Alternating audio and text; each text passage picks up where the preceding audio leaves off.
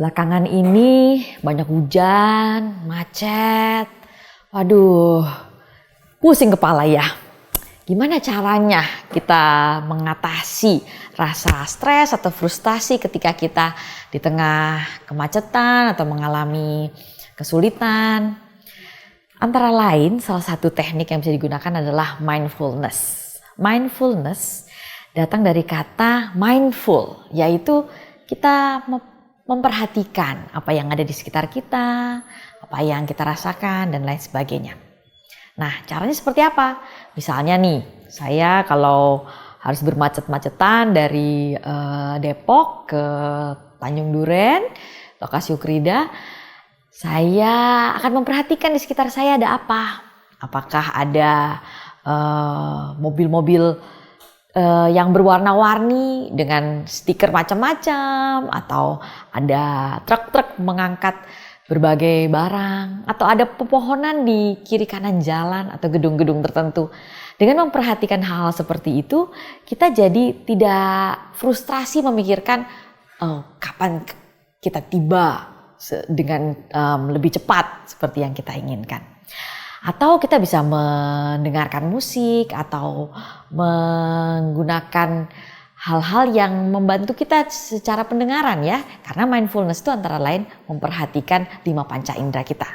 Jadi antara lain penglihatan tadi, apa yang kita bisa lihat, apa yang kita bisa dengarkan, kemudian apa yang bisa kita sentuh juga ya, halus, lembut, kasar dan lain sebagainya.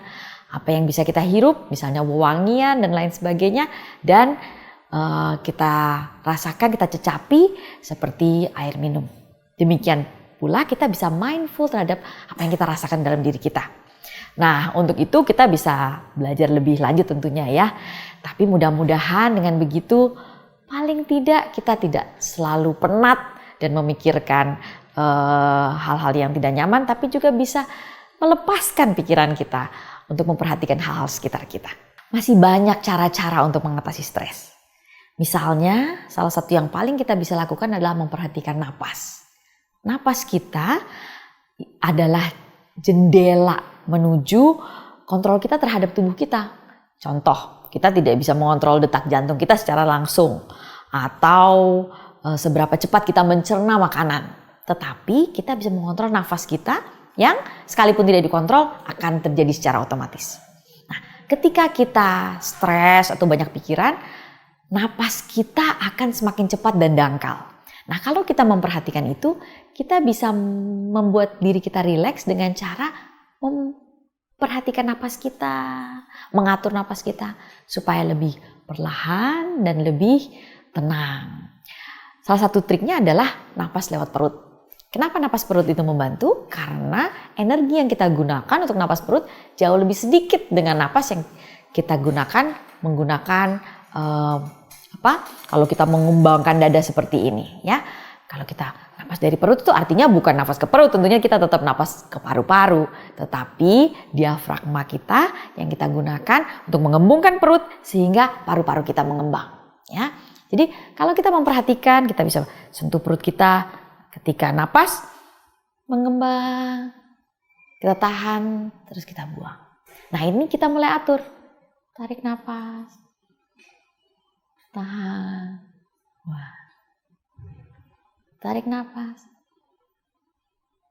tahan, buang. Nah, ini juga salah satu teknik yang bisa kita gunakan untuk mengatasi stres. Nah, bagaimana kita mengelola perasaan kita?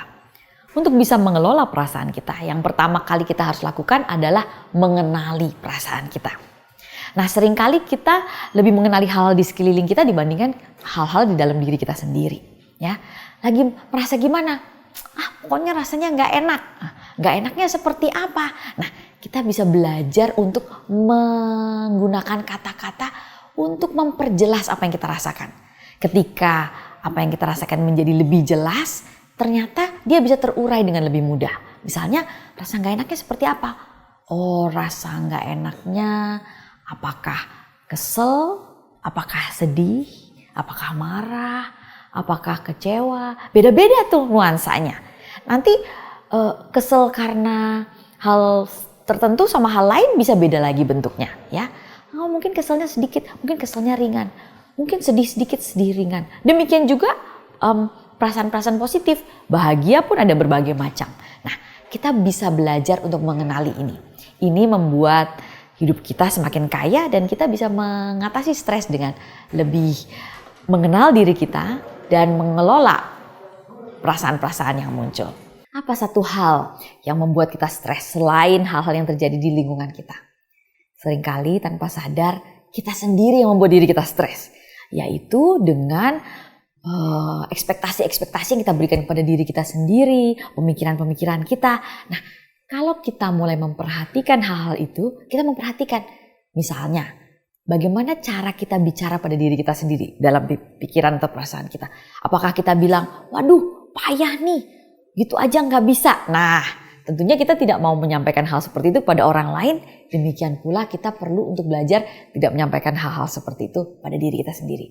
Bisa nggak kita menyemangati diri kita sendiri? Seperti halnya kalau kita peduli pada seseorang, misalnya seseorang yang kesulitan, kita akan bilang, wah sebenarnya tidak nyaman ya kesulitan. Lalu kita memberikan waktu, memberikan kehangatan. Kita bisa loh memberikan waktu dan kehangatan untuk diri kita sendiri. Nah, dengan kita mengambil jeda sebentar, untuk meluangkan waktu untuk diri kita sendiri. Kadang-kadang di sela-sela kesibukan kita. Kadang-kadang kita lupa ya untuk mengasih break-break sejenak, jeda-jeda sejenak untuk memberikan waktu untuk mengafirmasi diri saya. Oh, banyak juga kok yang sudah saya lakukan. Oh, saya punya potensi. Nah, hal-hal seperti itu adalah afirmasi yang membuat kita merasa nyaman, membantu kita bertumbuh, dan bisa mengurangi stres dalam kehidupan.